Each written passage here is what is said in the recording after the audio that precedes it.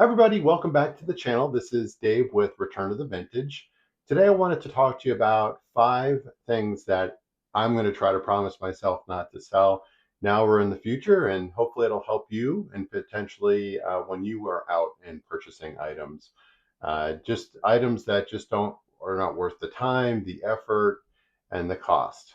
So my first thing is these Bakelite radios. So I think they're gorgeous. I'm sure that people purchase them to refurbish them or to potentially have them as props, or just as display. My problem with them, I usually buy them for like $5 to $10 if I can find them, and then I'll usually sell them. They usually won't go too much more than $50. So, 4x my money is good. But the problem is that they're difficult to ship because, even if it's going to be a prop, you want to make sure that it's well protected. So you have the bubble wrap that you have to go around, you have to protect the back, and just hope that even though it may be used as a prop and not something that, and it's usually something that doesn't work, still takes a lot of effort and it's pretty heavy as well. And it's just an awkward shape. And I've also had cases where someone thinks it's going to work and it ends up not working. So it's a return and it's just so much. So I'm not going to resell these again, hopefully. I think they're great, but just something I'm going to try to stay away from. Number two, it's mantle clocks. And mantle clocks, another they're very attractive. I'm sure that they get used. Seth Thomas, especially.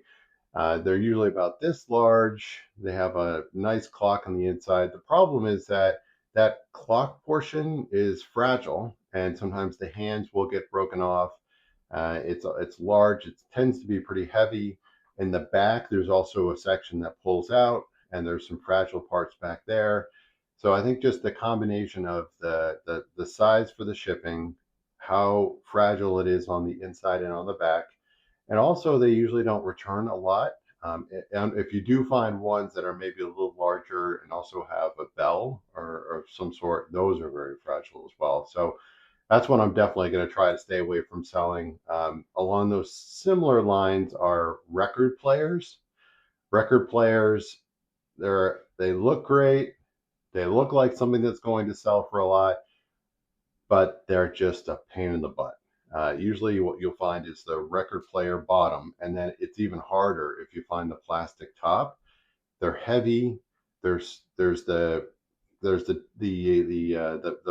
portion that actually plays the record. There's the kind of the spinner.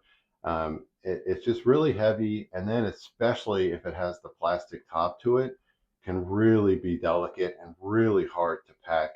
And usually they don't tend to work, but even if they do work, there's just so much time and effort that goes into it. So even unless I find something that's very rare, but even then, when you ship it, you really have to be careful and just make sure that it arrives safely.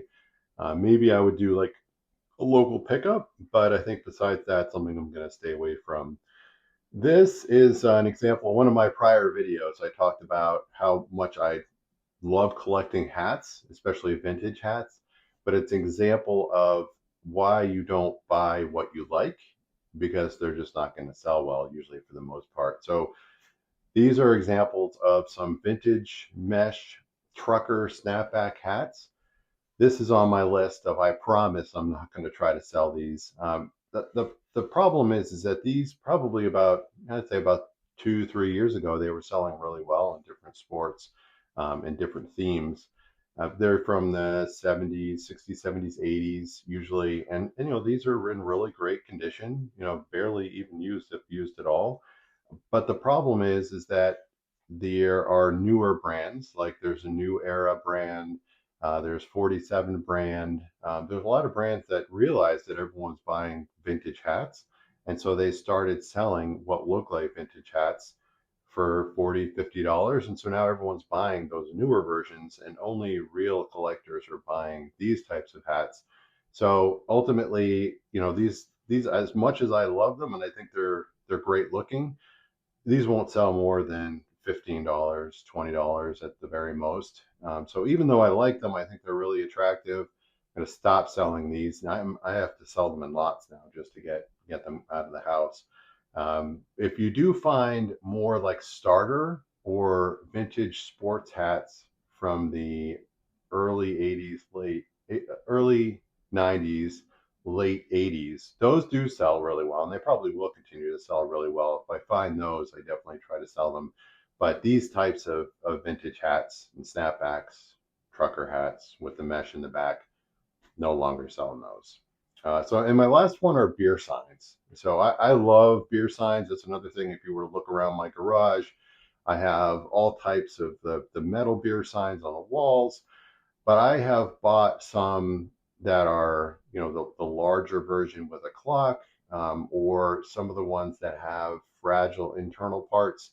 And I've seen over the last year that even the nice metal ones that are vintage, not repros, just still don't sell. And they look attractive. I like collecting them, putting them on the wall.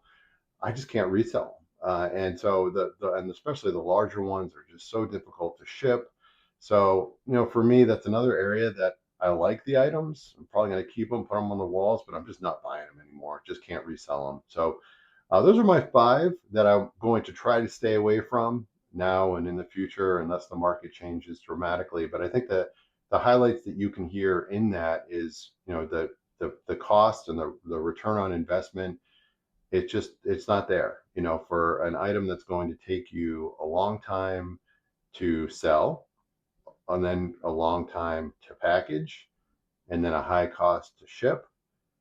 Even if you like them, don't try to sell them. So I think those are some of the highlights. But again, my top five, hopefully it gives you some advice too as you're out looking at garage sales and estate sales and looking for items. Those are the top five that I'm staying away from, and I highly recommend if you as well. So if you like so far what you've seen on my channel, feel free to like, subscribe. Hope to provide more content like this in the future. Thank you. Take care.